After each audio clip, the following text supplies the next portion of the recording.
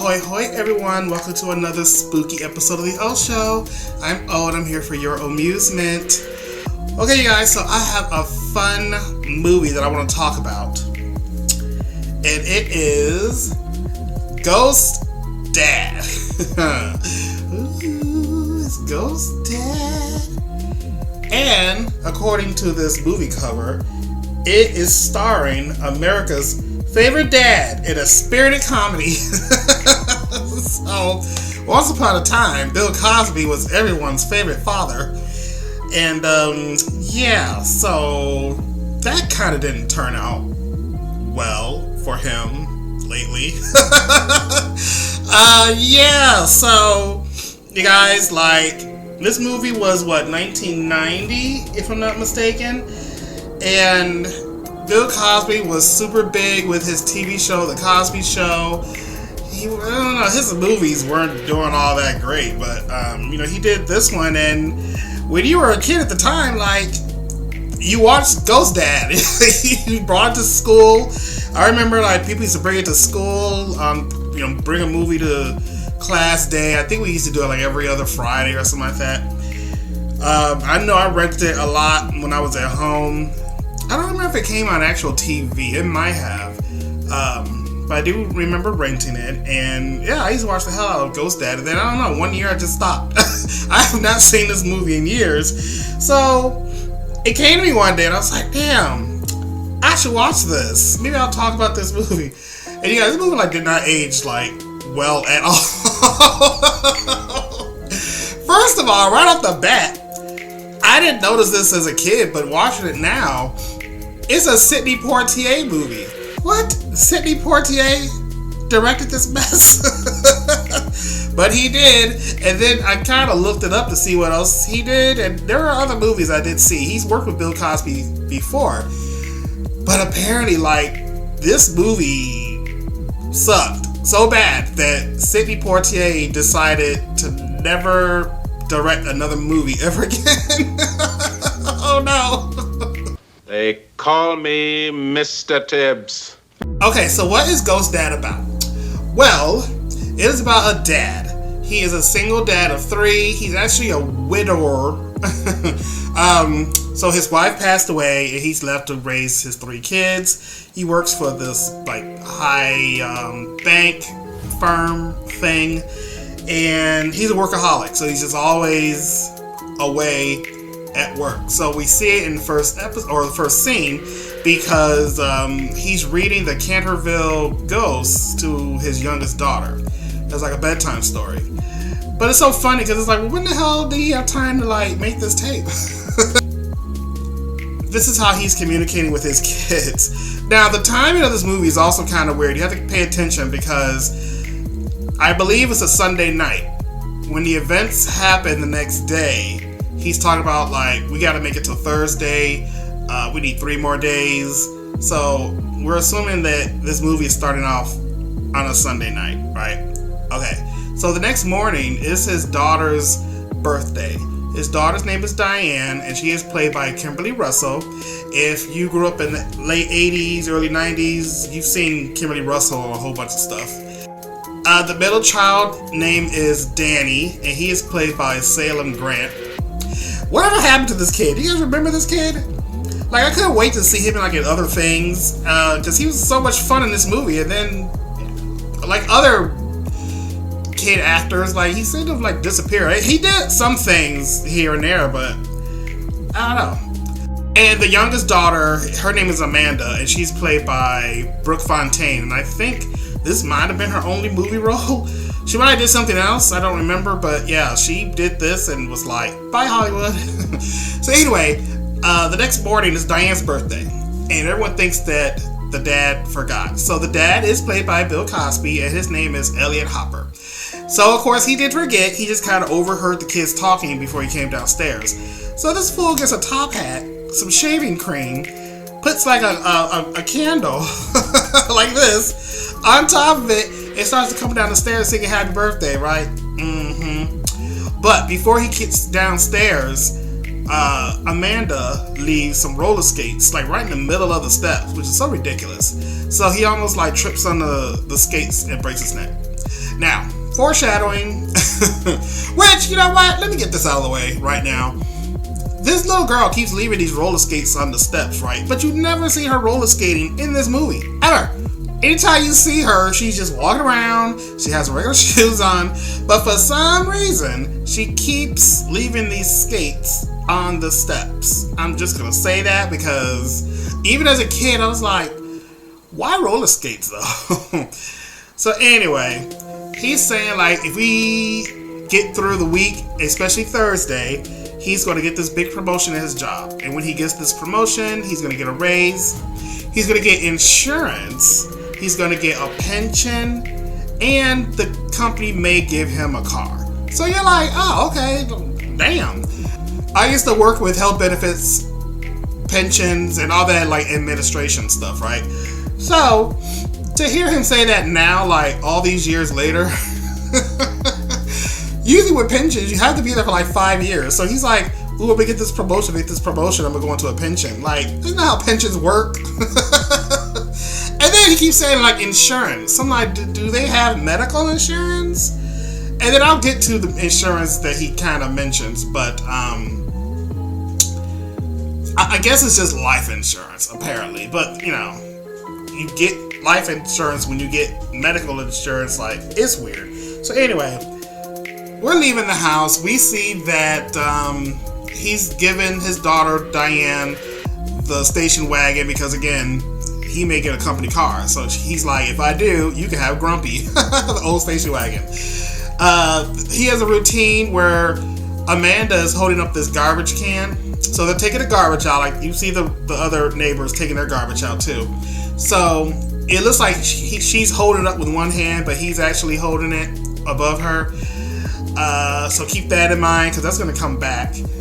And then we are introduced to Stewart, who is Danny's friend, but he's like this rich, snobby kid that lives like a few houses down.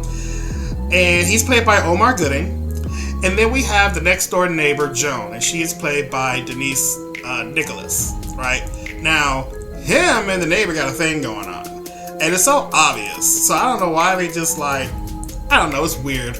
But there's flirting going on, which I guess there should not be flirting going on because you're obviously like banging. So just get it over with. So in the next scene, we see Elliot. He's at his job and he gets to this elevator. And then it gets full of like a whole bunch of other like rich white people. So, and one is his boss.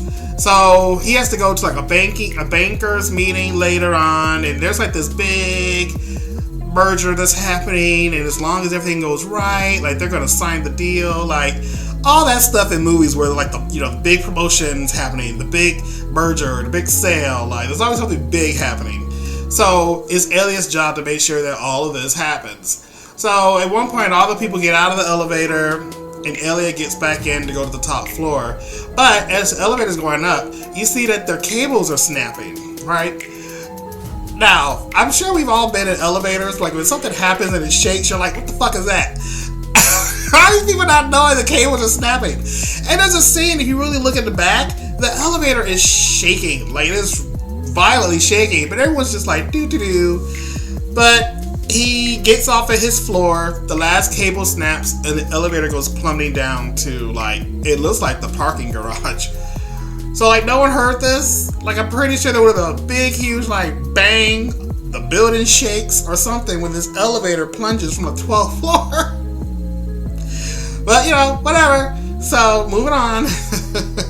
Okay, so on his way to this meeting, he gets a cab. And so we see this cab is swerving and driving crazy and lets the one passenger out, and then Elliot gets in. So this is Curtis Birch. And he is a psychotic Satan worshiper. I like how, like, I'm pretty sure this movie was, like, aimed at kids when it came out. Like me. And now I kind of, like, analyze it. And they really had this guy, like, asking Elliot, do you worship Satan? Oh, my God. So then he's just driving crazy all over town. I don't know. Where are the police? Why is it when you need a police officer, there's never a police officer to be found? But Elliot's like, you know what, I am Satan and I command you to stop this car. So he does. But when he stops it, he ends up like on this bridge in the middle of nowhere. You were just in the city. You're going through all these streets and railroad tracks, and suddenly he's on this just isolated bridge that looks like it's in the countryside somewhere.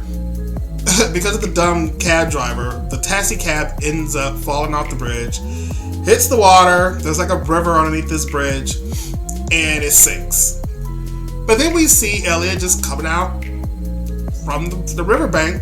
Don't know how he climbed up this high like mountain of a hill, but he does, and he comes out, and there's a cop there, and the cop is kind of looking around, which again, I don't understand. Like, this cop sees that this bridge is broken. Maybe he didn't see the taxi cab. Like, maybe it's just, it's filled up with water. It's going down. Okay, that makes sense. So he's just kind of looking around and just goes, okay, whatever. So when Elliot's trying to get his attention, the officer just whips his schlong out and starts pissing on him. Well, he's not pissing on him, but he's pissing in his direction. And he's all like, what the fuck you doing? Then a bus comes, and the cop is like, whoop, gotta go. So the cop just gets into his car, drives off, but while Elliot's in the middle of the road, the bus hits him, but it doesn't hit him. It ends up just going through him, and he goes through the bus. Okay. So now he's like, what the fuck is happening? So he somehow walks all the way home, gets home. The kids are home from school by this time. And when he gets inside, he realizes that his kids can see him. But then, turns out they can't hear him. So they do a whole like charades game, and he's like, 3 words and sounds like this. And then he ends up charading, I'm a ghost. And then they figure it out, and they're like, wait, what the fuck? So, we start to see that no one saw him in the sunlight, because when he came into the house, it was really dark, so that's why his kids can see him. Like, they were flipping the light switch on and off, and he disappears anytime it gets bright. Which then leads me back to the bus scene, because he went through this bus that really wasn't all that bright inside. Especially with him being on the floor, like he's in the middle of the aisle. So no one saw him. Especially the woman whose crotch he went through. Okay, movie. He ends up flying away through the house, outside, into the sky, and he ends up in London. So, the reason he's in London, because there's this guy who's like this ghost scientist person, and he summoned him, and he's like, I summoned you here, let me fix your voice. So he does, and this guy's name is Sir Edith. Now, the joke in this movie is that when you look at his name, it's Edith. So it looks like Edith. He's like, but it's pronounced Edith. And everyone's like, but that's a girl's name. He's like, no, it's not. Who were you named after? My grandmother. Was her name Edith? No, it was Edith. Like, y'all. So anyway, he's explaining that something's not right. You shouldn't really be here. I need to figure it out. But Elliot's like, no. Please send me back. I need to go back to my children. So he's like, fine. So he sends him back. So now, the next thing that Elliot needs to do is just figure out his situation with work, because he never made it to his meeting. So his boss is pissed, and it just so happens that it's the day that he has to take his physical for his insurance. So, now we got that to deal with. So he gets his daughter to bring him some clothes, and now mind you, this is like Tuesday now. So he gets his daughter to bring him some clothes, which consists of like this big old trench coat, boots, a scarf going around his face, sunglasses, a hat. He like walks into this hospital like it's all like freezing cold and shit. Or rather, I think he's in a doctor's office, and y'all, he is just there to torment this old man. Oh my god, I think this man just died recently. I swear this man just died. He looks old as hell in this movie from 1990. I might be wrong. Maybe I'm thinking of someone else.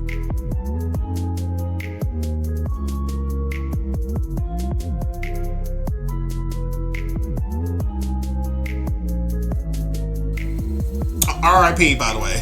It's not funny. But yeah, so it's craziness. Like, all these people need to lose their jobs. Like, this man has a tape recorder so that the doctor can hear his heartbeat. And why the doctor didn't hear the clicking of the tape recorder behind his back? Don't understand that. There's a funny scene with the skeleton. Now they have to take x-rays of him. And he's like, well, how the fuck am I going to do that? So he goes and sees the skeleton in a closet. Because, of course, all doctors' offices have skeletons in their closets. So he gets that, he rolls it over, and they do that. You can come in now. Yeah!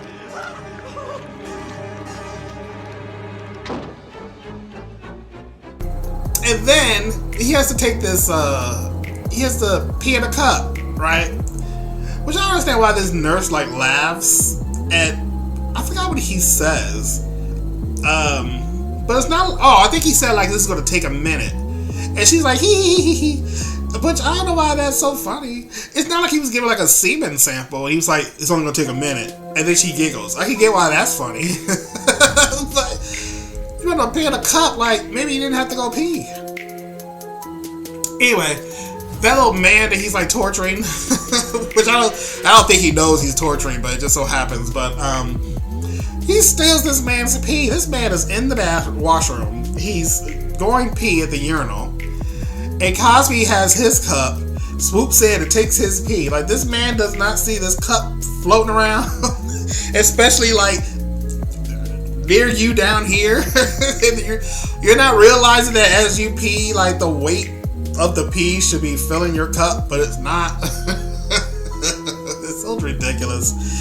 And then I guess when it's over, he decides to leave. He forgets that he needs to wrap his head around, because now he's just walking around like the Invisible Man, and this man's about to have a heart attack over here.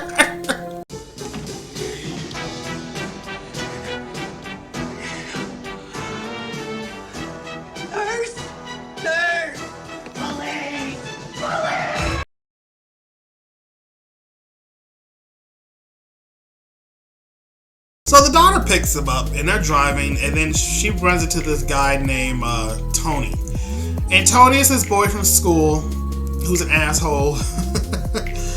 And so he gets into the car, and he's being all perverted and stuff, and Elliot ends up, like, kicking his ass and kicks him out of the moving car. And this guy's just sitting on the side of the road just looking stupid. Like, what the fuck just happened? We get home. Diane is still yelling at his dad. Stuart is outside with Danny. And then there's a part where Diane goes into the house, opens the door, slams it, and then the door opens and slams again. Amanda's in the house. Diane is still arguing with Elliot. And then Amanda mentions how, like, she takes out the garbage, because I don't know, I forgot what was being said for her to say that. But Elliot goes under the sink, grabs the garbage, and takes the garbage out with Amanda. So Amanda's doing her little thing again with her hand. And when Stuart sees it, he just sees Amanda walking like this with the garbage on her hand. You know, because they can't see Elliot because it's bright outside. And then he's thinking, like, what the fuck? But here's my thing, though. Because in the beginning of the movie, it was Monday. The movie starts with them leaving the house, and then he takes the garbage out. But it's the very next day, and they're taking the garbage out. What is this garbage? What are they eating? What are they throwing away?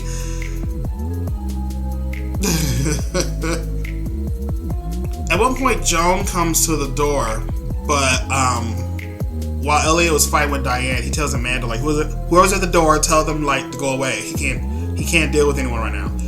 So now she's pissed. He goes downstairs and the doorbell rings and it ends up being his boss and like a whole bunch of like angry coworkers. So his boss is pissed because he's like, what the fuck is happening? You didn't do this, you didn't do that. So they actually came to this man's house. So he's like, alright, now go sit in the living room, I'll be right down.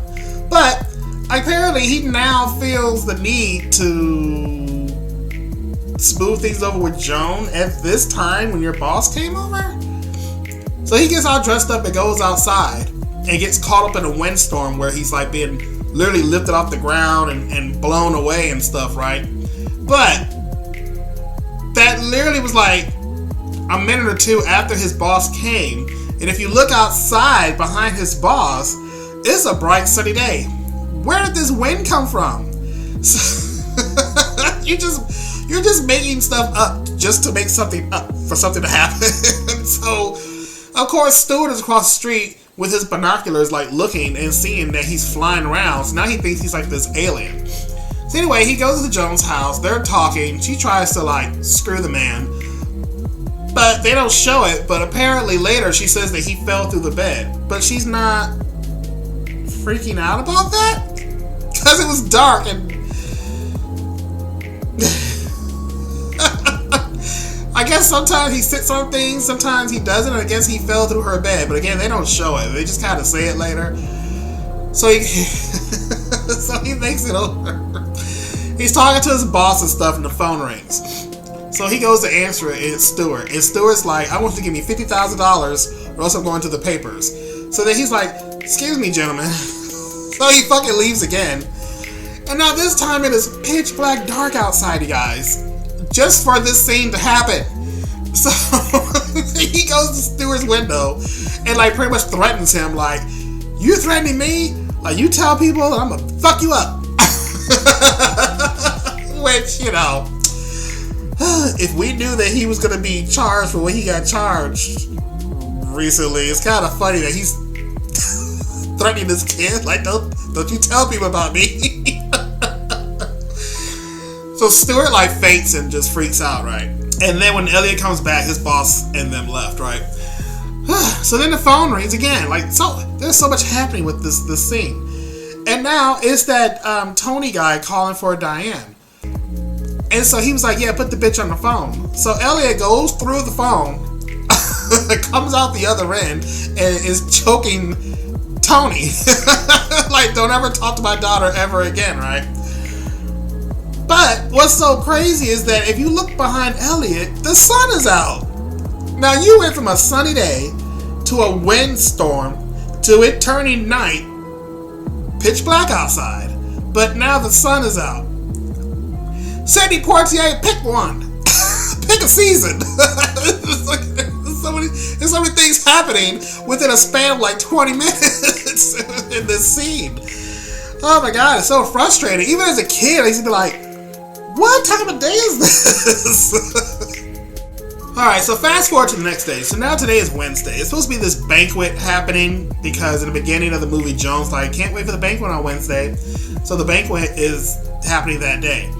So this Wednesday now, Danny's at his school because he has like show and tell, and he's a magician. So he's doing all these magic tricks. And I guess for his trick, he's going to do this thing called the Trunk of Doom, where he ties himself up in a straitjacket and chains. He gets into this box, and then he gets himself out. Well, when they put him in the box to close it, turns out that he had a key in his mouth. Don't know where this key was this whole time because he was talking fine earlier. But, yeah, he was trying to get his dad to help him, but that's when all the stuff with his boss was happening like the day before. But I guess Elliot decided he was just going to walk out of his meeting and go help Danny. So I don't know how far away this building is from this school because it seems like he got there in like 5 minutes. So, anyway, he does. He shows up at the school.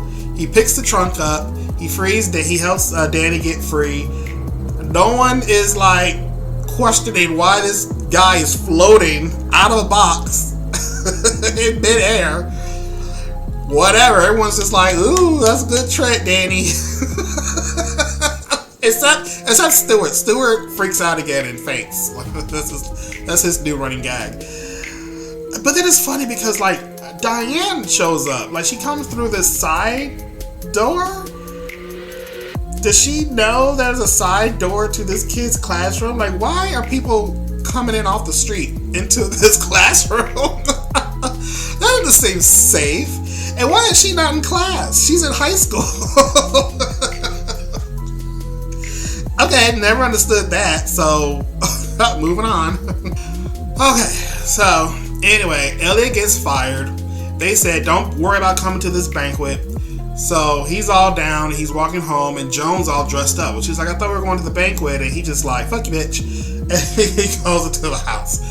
So she's pissed, so she ends up coming over, right? And she's like, what is going on? So he tells her, like, I'm dead. She doesn't believe him. He flips a switch, and then he disappears. Also, he keeps doing this thing where he's like blinking in and out lately. But at that moment, Sir Edith, who apparently came all the way from London, comes barging through the door. He was like, well, you're not a ghost, you're just a spirit. What happened was something happened and it scared your spirit out of your body. So your body is still alive. You just got to get back into your body. Which, okay, if that's where you want to go with this story, but you have to think back to the beginning of this movie because there was a cop who didn't call anything in. He just left the scene. He was like, oh, looks like there was an accident here. he pees in public. He doesn't go behind a bush or nothing, but he pees on the bridge because you're a cop. I guess cops can do whatever they want. And it's like this deserted road. So, how are these people alive? Because they're calling around, and then Joan is like, they found the cab driver. He's at the hospital. And so they're like, okay, well, let's go by the river and see if we can find your body and blah, blah, blah. So anyway, Diane's upstairs pouting because she caught Elliot when he was threatening Tony through the phone. So she's up in her room. So they're all like, Diane, you gotta come downstairs, right? And so she's about to come downstairs. And what happens? We gotta go search for Dad's body! Fucking Amanda and her roller skates. Her roller skates are on the stairs again, even though we still never see this little girl roller skating, but her skates keep ending up on the stairs. Diane went up the stairs. So, did she just walk over the skates and we're like, I see these skates on the stairs, but I'm not going to move them or pick them up. Like, okay, I mean, you're doing everything else in this movie, Diane. Like, help the house out. So, Diane goes tumbling down the stairs in this big, huge crash. And when you see her, it's like the microwave like fell on her. Like, that's not funny. But if you look at the design of this kitchen from the beginning of the movie, when you come down the stairs, the first thing you go to is this table with some chairs, which means she would have had to like come down the stairs, ricochet like off the table, come over to this side of the kitchen, I don't know, go onto the microwave, and then you pull back and now the microwave fell on you. Like, how the hell did the microwave fall on her? Like, what is going on in this kitchen? So, apparently she's not dead. Because there's this whole, like, hereditary thing happening. Because the only other time that Sir Edith saw this is when some guy in a bunny outfit did the same thing. And it turned out being, like, Elliot's father. So, these people can't die. Every time they die, like, their spirit jumps out of their body. Well, it would have been nice for the wife to, like, to have. Oh my gosh. So she gets sent to the hospital, and surprise, surprise, her ghost, well, I guess her spirit is out of her body. So Elliot's body starts blinking again, and he gets like really weak and falls over, right? And so she's like, oh my God, we gotta find your body. So it just so happens they're outside the intensive care room. She goes through the wall and she sees his body. But they have Curtis Birch's name on it. So they thought he was the cab driver. Now let's stop and think about this, you guys. So so it means they would have had to find the cab. And the only way for them to know that the cab driver's name is Curtis Birch is by the identification that's in the back seat that that Elliot saw earlier, right? So how do you go from thinking this white man in the picture is the cab driver? Because remember, I don't think I told you this. So Elliot, at the beginning when he was in the cab, he gives the cab driver his wallet. He's like, here, just take whatever money you want, take it to stop the cab.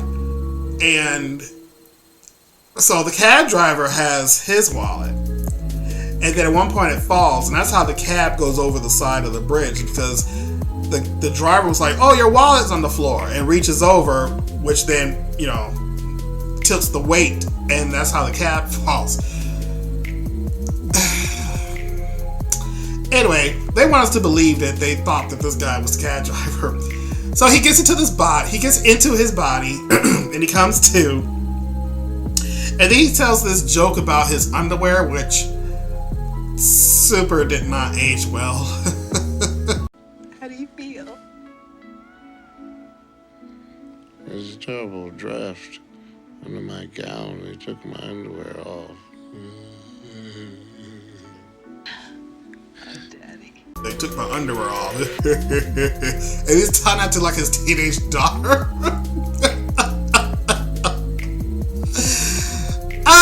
No, sir. Okay, so Diane goes back to her body and she just gets up like nothing happens. And then the family are reunited in the hospital hallway.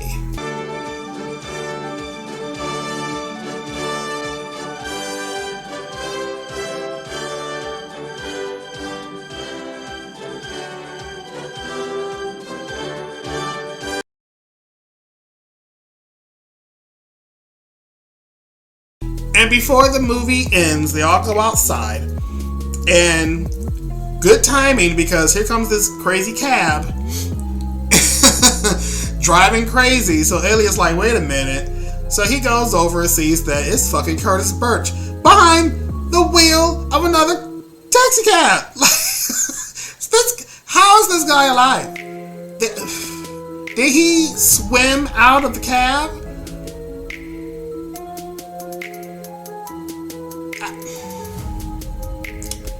I don't know. How did the cab finally float back up to the top of the water for someone to be like, oh my god, there's a cab in the water. We gotta go get it out. Like, oh my god, there's two bodies floating around. But I guess he must have, I don't know, you guys. Anyway, he still has that damn wallet in his pocket and gives it back to Elliot. And Elliot goes, I need you to go to hell and sit on the call and wait for me. So now, you just made this man drive away. He's probably gonna commit murder somewhere else. And then the movie's over, you guys. Like, which this got me thinking. Like, so again, I hope he's always like, I need this insurance. I'm gonna get insurance. I'm getting insurance. He never says like life insurance, health insurance. I hope they have health insurance, because who's paying for these medical bills? Like, these people went to a hospital. Your body's been there for like a few days. I'm sure you need to sign something for them to be like, this is where we're going to send you a bill. Unless they still think he's Curtis Birch and they're going to send it to that guy's address. Anyway, y'all, the movie's over. Like, this movie was so dumb. Like I said, it was a fun movie for me and my classmates who watched it, because we were all hee and laughing while we watched it. But I feel like it's just because of the fact that it was Cosby, and Cosby's doing his like ooh, and his voices and faces, because that's what Cosby did. Like, he made faces and noises, and we all laughed. But like, when you really sit and just watch this movie, this is awful. If I was older then, I probably would be saying the same thing then. Like, this movie is just awful. But, it was a good time then. But, yeah. don't have to watch this again. So, let's rate Ghost Dad. I feel like we're gonna need some music for this because I'm gonna give this movie one shot. Just because it was fun going down memory lane, and the orange one. You know, it was fun just going down memory lane and just remembering like things. Like I haven't watched this movie in so long. Like I feel like I watched it like I've been watching it because I didn't even skip a beat. Like I knew exactly what was gonna come next. I knew exactly what scene was this and that, and what was funny, what was not, what was kind of confusing. Like there's this whole like. It was either 2 or 3 times in this movie where Janet Jackson's "I Miss You Much" is playing. Is there a soundtrack to this movie? Because they play the hell out of Janet Jackson's "I Miss You Much." What's that about? I don't know. But, yeah. So, cheers!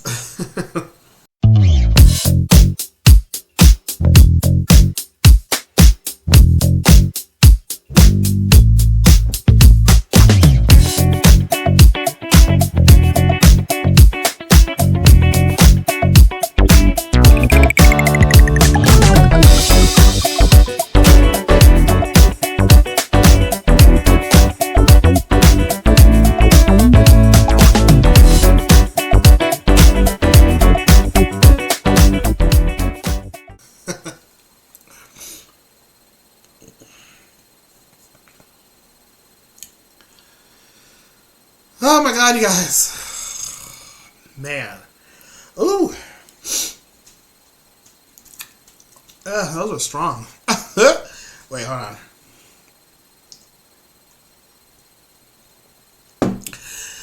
Okay. Yeah, so do you guys remember watching Ghost Dad? Do you have memories of this movie? What was your favorite parts? Something is in my nose. I think I have like dog hair in my nose, you guys. My nose has been like ticklish all night. Alright, yeah, let me know in the comments below your memories of Ghost Dad. This movie is so ridiculous. Alright, you guys, so thank you for watching another episode of The O Show. Please like this video, subscribe to the channel if you haven't already, and I will see you all in the next episode. So until then, TTFN.